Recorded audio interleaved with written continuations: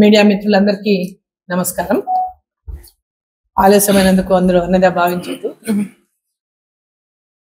మీకు అందరికీ తెలుసు, గత 3 రోజులుగా అంటే 20వ తేదీ నుంచి రాష్ట్ర వ్యాప్తంగా కూడా భారతీయ జనతా పార్టీ రాష్ట్ర అధ్యక్షుడు కిషన్ రెడ్డి గారి యొక్క సారథ్యంలో 5 క్లస్టర్స్ లో ఈ యొక్క విజయ సంకల్ప యాత్రలు ప్రారంభమైనాయి. దాంట్లో మహబూబ్ నగర్ పార్లమెంట్ స్థానం నుంచి మక్తల్ నియోజకవర్గం కృష్ణా మండలంలో కృష్ణా నది ఒడ్డున కృష్ణమ్మ పాదాల దగ్గర నుంచి అక్కడ పూజ చేసుకుని దత్తాత్రేయ స్వామి దర్శనం చేసుకుని అక్కడి నుంచి మన క్లస్టర్ యాత్ర ప్రారంభమైంది. మన క్లస్టర్లో మహబూబ్ నగర్ పార్లమెంటు, నాగర్ కర్నూలు పార్లమెంటు, అదేవిధంగా నల్గొండ పార్లమెంటు. ఈ యాత్ర మహబూబ్ నగర్ లో ప్రారంభమైనటువంటి యాత్ర పార్లమెంట్ నుంచి నాగర్ కర్నూలు పార్లమెంట్ లోకి వెళ్తుంది, ఆ తర్వాత నల్గొండ పార్లమెంట్ లోకి వెళ్తుంది.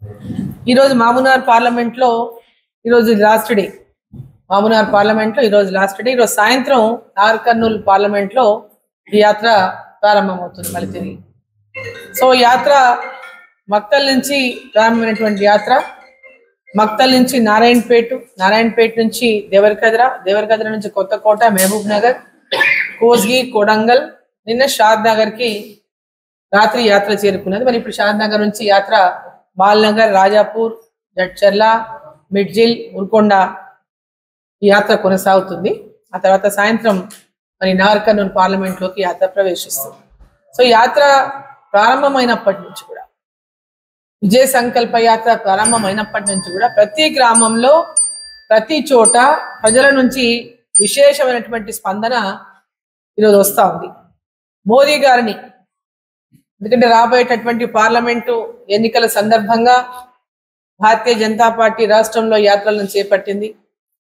గత 10 సంవత్సరాలు 2 సార్లు ఈ దేశ ప్రధానిగా నరేంద్ర మోదీ గారు ఈ దేశానికి చేసినటువంటి అనేక అభివృద్ధి కార్యక్రమాలే కానీ, గత 60 సంవత్సరాలుగా నెరవేరినటువంటి అనేక ముఖ్యమైనటువంటి దేశానికి సంబంధించినటువంటి ముఖ్యమైన అంశాల్లో 370 ఆర్టికలే కావచ్చు, అదేవిధంగా పెద్ద ఎత్తున G20 నిర్వహణనే కావచ్చు, కోవిడ్ ని ఎదుర్కొనేటటువంటి విషయంలోనే కావచ్చు, గ్రామాభివృద్ధి కావచ్చు, పట్టణాభివృద్ధి కావచ్చు, రోడ్డు నిర్మాణాలు కావచ్చు, రైలు మార్గాల నిర్మాణం కావచ్చు,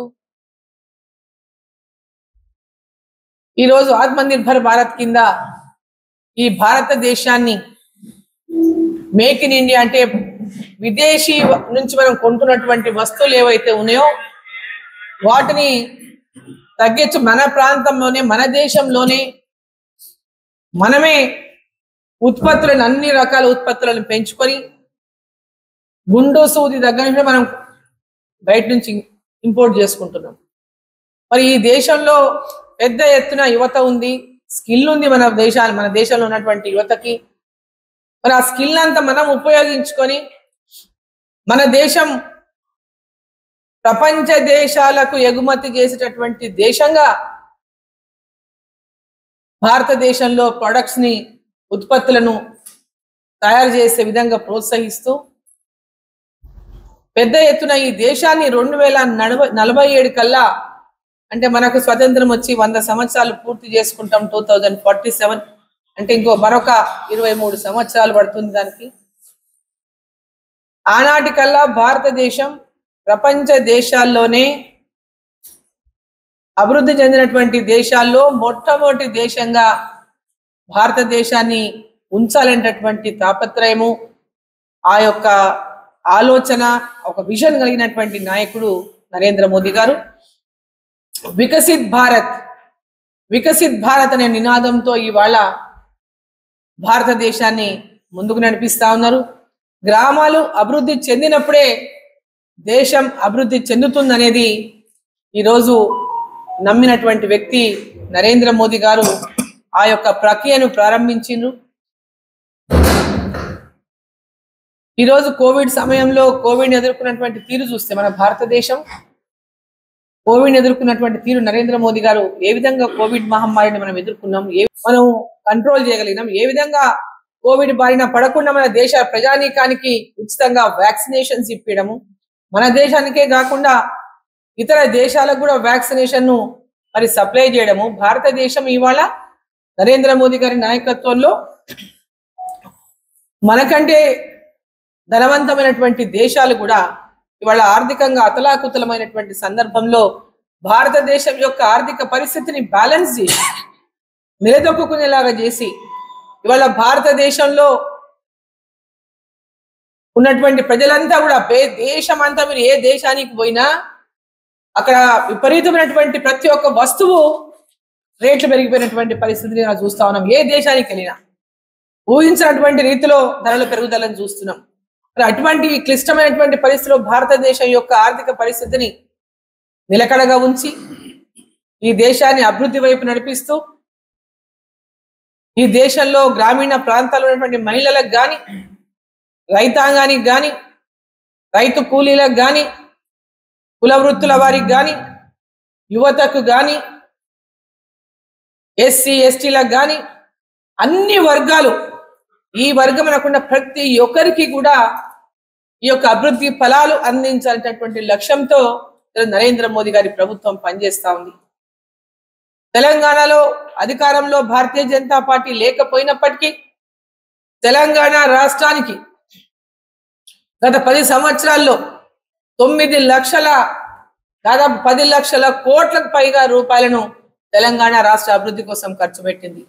రైలు మార్గాలే కావచ్చు, రోడ్డు మార్గాలే కావచ్చు, ఇండ్ల కోసం నిధులే కావచ్చు, ఎన్ఆర్ఈజిఎస్ కింద నిధులే కావచ్చు, ఇతర ఇన్ఫ్రాస్ట్రక్చరే కావచ్చు, అంగన్వాడీలకు కావచ్చు, ఆసుపత్రులకు కావచ్చు, ఈరోజు ఎక్కడ చూసినా విద్యాపరంగా, వైద్యపరంగా, ఇన్ఫ్రాస్ట్రక్చర్ పరంగా పెద్ద ఎత్తున కేంద్ర ప్రభుత్వం సహకారం అందించింది. ముఖ్యంగా మన పాలమూరు యూనివర్సిటీకి 2017లో ఆనాడు కేంద్ర ప్రభుత్వం 20 కోట్ల రూపాయలు పాలమూరు యూనివర్సిటీకి అందించింది. అంతకుముందు 2013లో పాలమూరు యూనివర్సిటీ రూపుదిద్దుకొని ప్రారంభమైనటువంటి సందర్భం ఆనాడు నేను మంత్రిగా ఉన్నా. పాలమూరు యూనివర్సిటీకి ఆనాడు మొట్టమొదటగా 6 గ్యారెంటీల విషయం ప్రజలకు ఇచ్చిన హామీలు నెరవేర్చమనండి. ముందు కేంద్రంలో అధికారంలోకి వస్తే నెరవేర్తే అని బెదిరిస్తున్నారు. మళ్ళా కేంద్రంలో వాళ్ళ పార్టీ అధికారంలోకి వస్తుందా? ఇలా ఉన్న ఎవరైనా ఒక్కరు చెప్పండి వస్తారని. కేంద్రంలో కాంగ్రెస్ పార్టీ అధికారంలోకి వస్తుందా? కలలైనా ఊహించగలరా ఎవరైనా? అసలు ఇండియాలోనే రాహుల్ గాంధీ పేరు ఎవరు చెప్తలేరు కదా. వాళ్ళ అలయన్స్ లోనే, వాళ్ళు ఇండియా అలయన్స్ లోనే రాహుల్ గాంధీ పేరు ముఖ్యమంత్రి నేను చేస్తామని చెప్తలేరు. అంటే ప్రజల్ని మభ్యపెట్టడము, ప్రజల్ని మోసం చేయడము. 17 స్థానాలు గెలిస్తే కేంద్రంలో అధికారంలోకి వస్తాము, 6 గ్యారెంటీలు అమలు చేస్తాము అంటే వీళ్ళు అమలు చేయాలని స్పష్టంగా చెప్తున్నాడు. కేంద్రంలో వచ్చేది లేదు, మేము చేసేది లేదని స్వయంగా ముఖ్యమంత్రి గారే ఒప్పుకున్నట్టు. థ్యాంక్ యూ అమ్మా. ధన్యవాదాలు.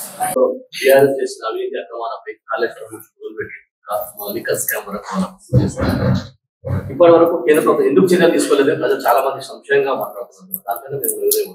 ఇప్పుడు అధికారంలో ఇక్కడ ఉన్నటువంటి పార్టీ గతంలో బీఆర్ఎస్ ఉంది. ఇక్కడ సిబిఐ ఎంక్వైరీ చేయడానికి గతంలో ఇక్కడ అనుమతి లేకుండా, అంటే వాళ్ళ సిబిఐ ఎంక్వైరీ చేయాలంటే ఈ రాష్ట్ర ముఖ్యమంత్రి, రాష్ట్ర ప్రభుత్వం అనుమతి తీసుకోవాలని చెప్పినటువంటి ఓటు తీసుకొచ్చింది కేసీఆర్. గతంలో ఇప్పుడు ఉన్నటువంటి ముఖ్యమంత్రి పిసిసి అధ్యక్షుడుగా ఉన్నప్పుడు సిబిఐ ఎంక్వైరీ కావాలని కోరిండు. మరి ఈ రోజు ఎందుకు కోరతలేడు సిబిఐ ఎంక్వైరీ? ఈ రోజు ఎందుకు జ్యుడిషియల్ ఎంక్వైరీ అంటున్నాడు? దాంట్లో ఉన్న మర్మం ఏందో ఫస్ట్ చెప్పమనండి.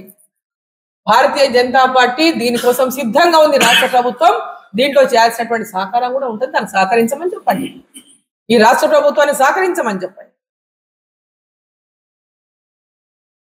వీళ్ళు లోపాయికారి ఒప్పందాలు వాళ్ళు చేసుకొని రోజు బీజేపీ బీఆర్ఎస్ ఒకటి అని 6 గ్యారెంటీలు అని అధికారంలోకి వచ్చిండ్రు. బొటాబొటి మెజార్టీతో అధికారంలోకి వచ్చిండ్రు. మళ్ళీ ఇప్పుడు అదే డ్రామా పెట్టిండ్రు. బీజేపీ బీఆర్ఎస్ ఒకటి.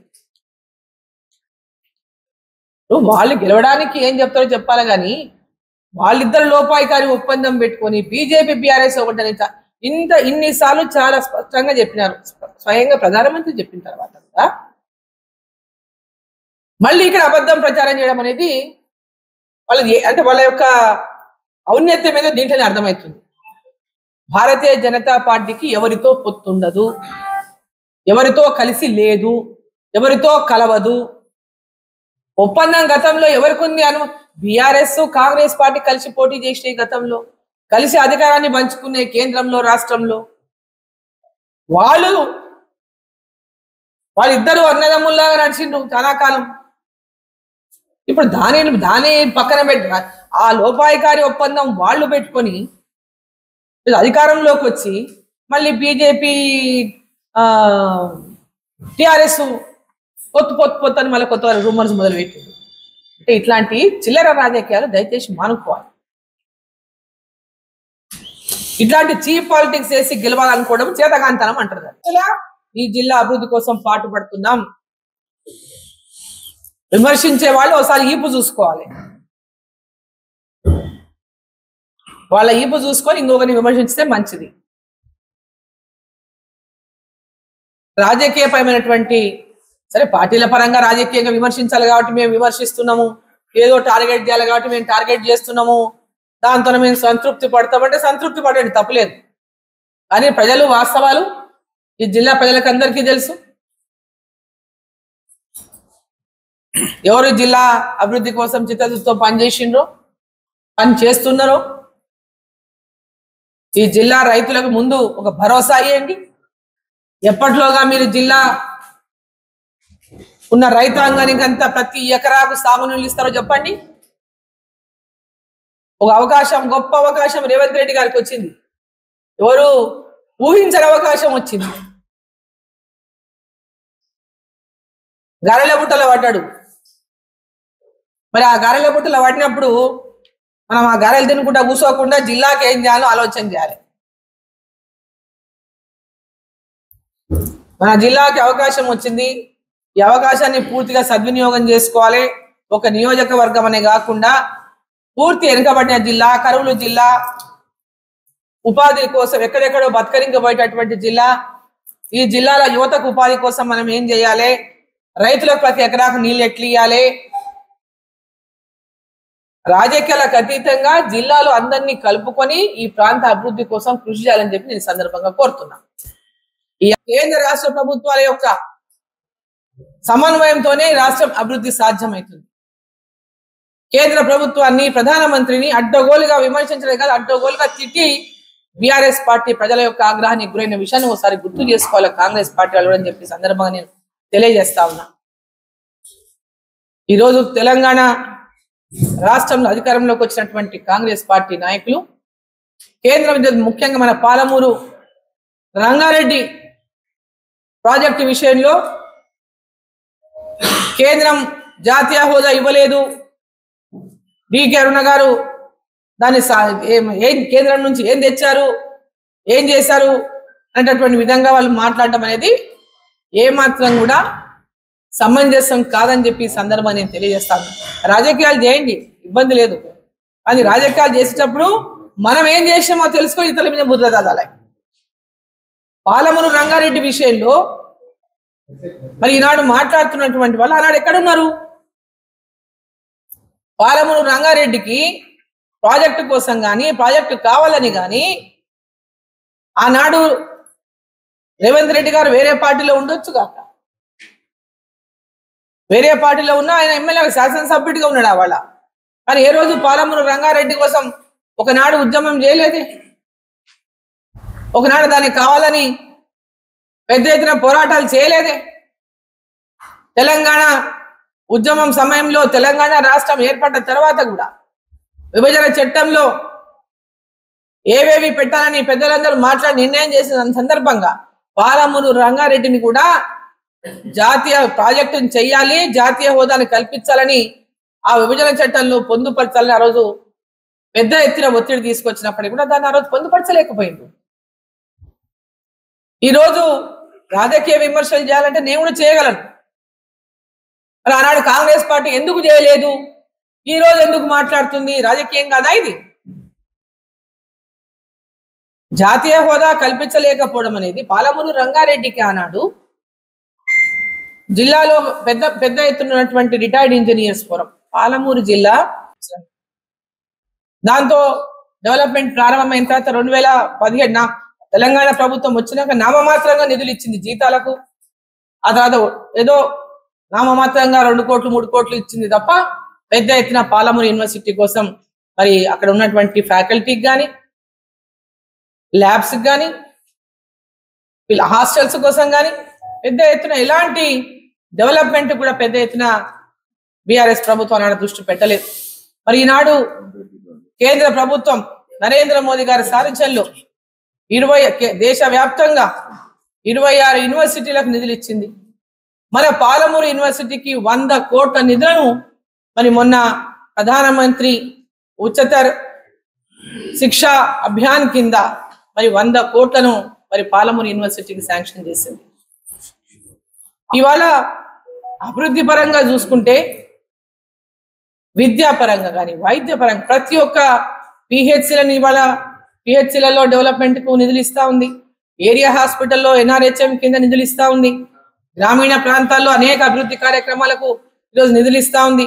చెప్పుకుంటూ పోతే పెద్ద ఎత్తున కేంద్ర ప్రభుత్వం నిధులు లేనిదే రాష్ట్ర ప్రభుత్వం ఎలాంటి అభివృద్ధిని ఇక్కడ చేపట్టేటటువంటి పరిస్థితి లేనటువంటి విధంగా కేంద్ర ప్రభుత్వం సహకారం అందించింది. మరి మొన్నటిదాకా అధికారంలో ఉన్నటువంటి బీఆర్ఎస్ పార్టీ కేంద్ర ప్రభుత్వం మీద అహర్నిశలు విమర్శలే గుప్పించింది. మాకు నిధులు ఇస్తలేదు, కేంద్రం నిధులు ఇస్తలేదు, వివక్ష వివక్ష వివక్ష అని అబద్ధాలు చెప్పి ప్రాంతీయ భావాలను రెచ్చగొట్టే విధంగా వాళ్ళు మాట్లాడింది అన్నాడు. అదేవిధంగా ఈనాడు కూడా కొత్తగా అధికారంలోకి వచ్చినటువంటి కాంగ్రెస్ పార్టీ తెలంగాణ రాష్ట్రం ఏర్పడ్డ తర్వాత మొదటిసారిగా అధికారంలోకి వచ్చినటువంటి కాంగ్రెస్ పార్టీ ఇప్పుడు కూడా అదే రకమైనటువంటి బీఆర్ఎస్ పార్టీ ఏ విధంగా భారతీయ జనతా పార్టీ అపవాదులు వేసేటటువంటి విధంగా రాజకీయాలు చేసిందో వీళ్ళు అదే రకమైనటువంటి రాజకీయాలను ప్రారంభించడం అనేది శోచనీయం అని చెప్పి సందర్భంగా నేను తెలియజేస్తా ఉన్నాను. నెట్టంపాడు, కల్వకుర్తి, భీమా, కోయిల్సాగరే కాకుండా పాలమూరు రంగారెడ్డి ప్రాజెక్టు ద్వారా పాలమూరు జిల్లా పూర్తి సస్యశ్యామలం అవుతుంది. అటు మక్తల్లో ఉట్కూరు మండలము మిగతా ఎత్తైన ప్రాంతమే కావచ్చు, నారాయణపేట కావచ్చు, కొడంగల్ కావచ్చు, షాద్నగర్ కావచ్చు, దేవరకద్రలో మిగిలిపోయిన భాగం కావచ్చు, జడ్చల మిగిలిపోయిన భాగం కావచ్చు, మహబూబ్ నగర్ ప్రాంతం కావచ్చు, ఇవన్నీ కూడా సస్యశ్యామలం మిగిలిన ప్రాంతం అంతా సస్యశ్యామలం కావాలంటే పాలమూరు రంగారెడ్డి ప్రాజెక్టుతోనే సాధ్యమవుతుందని ఆనాడు రిటైర్డ్ ఇంజనీర్లు అంతా కూడా ఒక ప్రాజెక్ట్ రిపోర్ట్ తయారు చేసి దీన్ని సాధించుకోవాలంటటువంటి విధంగా ఆ రోజు మంత్రిగా ఉన్నటువంటి నన్ను నా పైన వాళ్ళందరూ కూడా మొత్తం దాన్ని ముందలు పెట్టి ఈ విధంగా ఉంటే మన జిల్లా మొత్తం సస్యశ్యామలం అవుతుందంటే దాని విషయం పైన ఆనాడు ముఖ్యమంత్రి గారు, ఆనాడు కిరణ్ కుమార్ రెడ్డి గారు ముఖ్యమంత్రి ఒత్తిడి తీసుకొచ్చి ఎట్టి పరిస్థితుల్లో పాలమూరు రంగారెడ్డికి మీరు ఖచ్చితంగా దీన్ని ఒప్పుకోవాలని చెప్పినటువంటి ఒత్తిడి తీసుకొచ్చి ఆనాడే మరి దాని సర్వే కోసం జీవో ఇప్పించినటువంటి విషయాన్ని ఒకసారి సందర్భంగా నేను గుర్తు చేస్తా ఉన్నా. ఆనాడు కనుక సర్వే కోసం జీవో ఇష్యూ కాకపోయిన ఉంటే పాలమూరు రంగారెడ్డి ఊసే ఉండేది కాదు. దాని మీద పెద్ద ఎత్తున ఒత్తిడి తీసుకొచ్చి ఆ రోజు పాలమూరు రంగారెడ్డికి బీజం వేసే విషయాన్ని మర్చిపోవద్దు, రాజకీయాలు దయచేసి చెయ్యొద్దని చెప్పి నేను ఈ సందర్భంగా నేను కోరుతా ఉన్నా. తప్పకుండా పాలమూరు రంగారెడ్డి ప్రాజెక్టు ద్వారా పాలమూరు జిల్లా సస్యశ్యామలం కావాలి. బీఆర్ఎస్ పార్టీ డిజైన్లు మార్చి అంచనాలు పెంచి దోపిడీ చేసింది. మరి డిపిఆర్లు ఒక్కొక్కసారి ఒక్కొక్క డిపిఆర్ ఇచ్చి ప్రాజెక్టు రిపోర్ట్ సరిగ్గా ఇవ్వకుండా మరి జాతీయ హోదా కేంద్రం ఇస్తలేనటువంటి ఆరోపణలు చేసి లబ్ధి పొందేటటువంటి అంటే ఒక బ్లేమ్ చేసి గేమ్ ఆడడానికి ప్రయత్నం చేసిండ్రు. ఇది మళ్ళా ఇప్పుడు అదే బ్లేమ్ గేమ్ కాంగ్రెస్ పార్టీ ఆడడం చూస్తుంటే నిజంగా వీళ్లకు చిత్తశుద్ధి ఉందా అని చెప్పి నేను ప్రశ్నిస్తా ఉన్నా. సహకరించాల్సినటువంటి రాష్ట్ర ప్రభుత్వము, గతంలో ఉన్న ప్రభుత్వం కానీ ఇప్పుడున్న ప్రభుత్వం కానీ ఒకటే పాట కేంద్రం ఇస్తలేదు. ఈ డ్రామాలు బంద్ చేసి నిజంగా చిత్తశుద్ధితోన ఈ రాష్ట్రం అభివృద్ధి జరగాలనేటటువంటి తాపత్రయం ఉంటే ఖచ్చితంగా కేంద్ర ప్రభుత్వం అభివృద్ధి చేయడానికి 100% సహకరించడానికి నరేంద్ర మోదీ గారు పార్టీలకు అతీతంగా పార్టీలకు అతీతంగా ఎక్కడ ఏ రాష్ట్రంలో ఎవరు ఏ పార్టీల వారు అధికారంలో ఉన్నా దేశమంతా ఒక్కటే. ఈ దేశమంతా కూడా దేశంలో ఉన్న ప్రజలంతా నా ప్రజలని అన్ని ప్రాంతాలు అభివృద్ధి చెందితేనే భారతదేశం అభివృద్ధి చెందుతుందని ఇవాళ వారు అభివృద్ధి పైన పెద్ద ఎత్తున మరి వాళ్ళ చేస్తున్నటువంటి విషయాన్ని మనం అందరం గ్రహించుకోవాలి. ఈరోజు పెద్ద ఎత్తున మరి మన రాష్ట్రం యొక్క కొత్తగా వచ్చినటువంటి ప్రభుత్వం రాష్ట్రంలో కాంగ్రెస్ ప్రభుత్వం జిల్లా ప్రాజెక్టులు పాలమూరు రంగాన్ని తొందరగా పూర్తి చేయండి. రైతులకు తొందరగా ఆ సాగునిచ్చేటటువంటి ప్రయత్నం చేయండి. నారాయణపేట కొడంగల్ లిఫ్ట్ అన్నారు, మరి షార్నార్ లక్ష్మీదేవిపల్లిని ఏం చేస్తారో చెప్పండి. షార్నార్లో లక్ష్మీదేవిపల్లిని ఏం చేస్తారు? మరి ఇలా కడతామా లేదా? రిజర్వాయర్ ఉందా లేదా? చేస్తారా లేదా అని చెప్పండి. కేవలం రాజకీయాలు మాట్లాడడం కాదు,